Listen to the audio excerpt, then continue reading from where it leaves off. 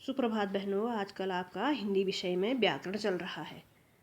व्याकरण एक ऐसा साधन है जिससे हम शुद्ध बोलना, शुद्ध लिखना, शुद्ध पढ़ना सीख सकते हैं। अगर हमें व्याकरण का ज्ञान नहीं है तो हम हिंदी को ना तो हम शुद्ध बोल सकेंगे और ना शुद्ध लिख सकेंगे और ना ही शुद्ध पढ़ सकेंगे। इसलिए हमें व्याकरण का ज्ञान होना अति आवश्यक है। कल मैंने आपको इसमें वर्ण, शब्द, वाक्य, स्वर, भाषा, वर्ण आदि के बारे में बताया था और स्वर और व्यंजनों के बारे में बताया था। स्वर अ आ हैं, 11 होते हैं और व्यंजन क ख हैं जो 33 होते हैं। आज आपको इसी विषय में संधि के बारे में बताते हैं। संधि, आप सबसे पहले सेंटर हेडिंग डालेंगे संधि, उसके नीचे से लिखेंगे संधि की परिभाषा। संधि की परिभाषा में डैश करके लिखेंगे दो अक्षरों के मिलने से उनके रूप में जो परिवर्तन होता है, दो अक्षरों के मिलने से उनके रूप में जो परिवर्तन होता है उसे संधि कहते हैं। जैसे गिरीन्द्र बराबर गिरिधन इंद्र बराबर गिरीन्द्र। इसी प्रकार है विद्यालय, विद्याधन आलय। विद्यालय क्या है? विद्याधन आलय बराबर विद्यालय बना है। इसलिए विद्या अलग है, आलय अलग है। विद्या माने ज्ञान, आलय माने घर।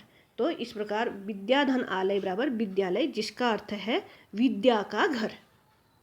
विद्या मतलब ज्ञान का घर। इसी प्रकार इसको लिखने के बाद आप लिखेंगी संधि के 3 भेद हैं। संधि के 3 भेद हैं। नंबर 1 स्वर संधि, नंबर 2 व्यंजन संधि, नंबर 3 विसर्ग संधि। इसको लिखने के बाद आप नीचे लिखेंगी स्वर संधि। स्वर संधि के 3 भेद हैं। संधि के 3 भेद हैं: स्वर संधि, व्यंजन संधि और विसर्ग संधि। अब नीचे लाइन से लिखेंगी नंबर 1 स्वर संधि। नंबर 1 स्वर संधि लिखेंगी, उसमें डैश करके लिखेंगी आप दो स्वरों के मिलने से उनमें जो परिवर्तन होता है उसे स्वर संधि कहते हैं। स्वर संधि के 5 भेद हैं। नंबर 1 दीर्घ संधि। दीर्घ संधि में डैश करके लिखेंगी यदि एक ही वर्ग के 2 स्वर आए तो दीर्घ संधि होती है। यदि एक ही वर्ग के 2 स्वर आए तो दीर्घ संधि होती है। जैसे धर्म धन अर्थ। धर्म धन अर्थ बराबर धर्मार्थ। धर्म धन अर्थ बराबर धर्मार्थ। इसी प्रकार परम धन आत्मा बराबर परमात्मा, अर्थात इसमें दीर्घ संधि है। यदि अ या आ के बाद अ या आ आए तो दोनों मिलकर आ हो जाते हैं।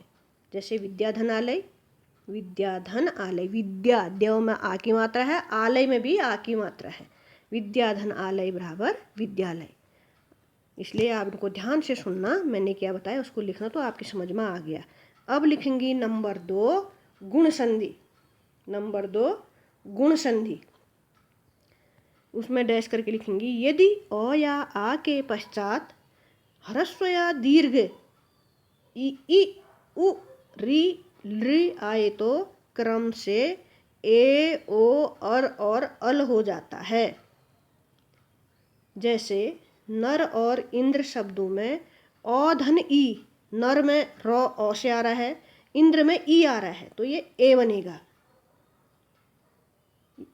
इसी जैसे सुरधनिंद्र बराबर सुरेंद्र। सुरधनिंद्र बराबर सुरेंद्र।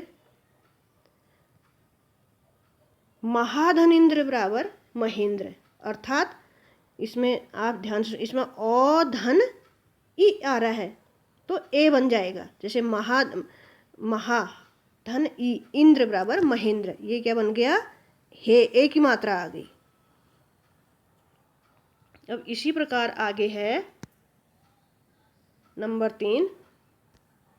इसी में नंबर 3 है। इसी में गुण संधि। नंबर 1 हो गया दीर्घ संधि, नंबर 2 गुण संधि, नंबर 3 हो गया वृद्धि संधि। नंबर 3 वृद्धि संधि। वृद्धि संधि में डैश करके लिखेंगी यदि ओ या आ के बाद ए, ऐ या ओ आए तो क्रम से ऐ और औ हो जाता है। वृद्धि संधि क्या है, सुनिए ध्यान से। यदि ओ या आ के बाद ए, ऐ या ओ आए तो क्रम से ऐ और औ हो जाता है। जैसे सदा धन एव, सदा धन एव बराबर सदैव। सदा आ रहा है और ए आ रहा है तो ये क्या हो गया, ऐ हो गया, सदैव हो गया। इसी प्रकार तथा धन एव बराबर तथैव, तथा धन एव बराबर तथैव। अब लिखेंगी नंबर 4 यण संधि। नंबर 4 यण संधि, इसको भी लिखेंगी ध्यान से। यदि ह्रस्व या दीर्घ इ, उ, री या री से परे कोई यदि ह्रस्व या दीर्घ ई छोटी ई है, उ, री या र से के बाद कोई असमान स्वर आए तो ई या य, उ का ई का य, इ का य, उ का व, री का र तथा र का ल होकर आगे के स्वर में मिल जाता है। सुन रहे हैं ना आप, समझ में आ रहा है। यदि ह्रस्व या दीर्घ इ, उ, री या र के बाद असमान स्वर आए तो इ का य, उ का व, री का र, र का ल का ल होकर आगे के स्वर में मिल जाता है। जैसे यदि धन अपि, यद्यपि। जैसे यदि धन अपि यद्यपि। प्रतिधन एक, प्रत्येक। प्रतिधन एक बराबर प्रत्येक। अब नंबर 5 है इसी में आगे अयादि संधि। नंबर 5 अयादि संधि। अयादि संधि में भी इसको ध्यान से सुनेंगे। यदि ए, ऐ, ओ, औ के बाद कोई भिन्न स्वर आए तो क्रमशः अय, आय, एव, आव हो जाता है। जैसे आपने सुना, ध्यान से सुना। यदि ए, ऐ, ओ, औ के बाद कोई भिन्न स्वर आए तो क्रमशः अय, आय, औ, आव हो जाता है। जैसे ने और अन शब्दों में ए के बाद ओ आने से ए का अय बना और संधि इस प्रकार है। जैसे ने धन अन बराबर नयन, ने धन अन बराबर नयन।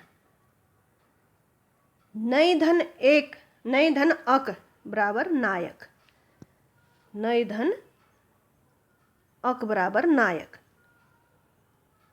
पो धन अन, पो धन अन बराबर पवन। आ रहा है ना समझ में। यदि ए, ऐ, ओ, औ के बाद कोई भिन्न स्वर आए तो क्रमशः अय, आय, औ, आव हो जाता है। ठीक है, आज इतना ही है। आप इसको ध्यान से सुनकर अपनी उत्तर पुस्तिका में करेंगे, इससे आगे अगले दिन किया जाएगा।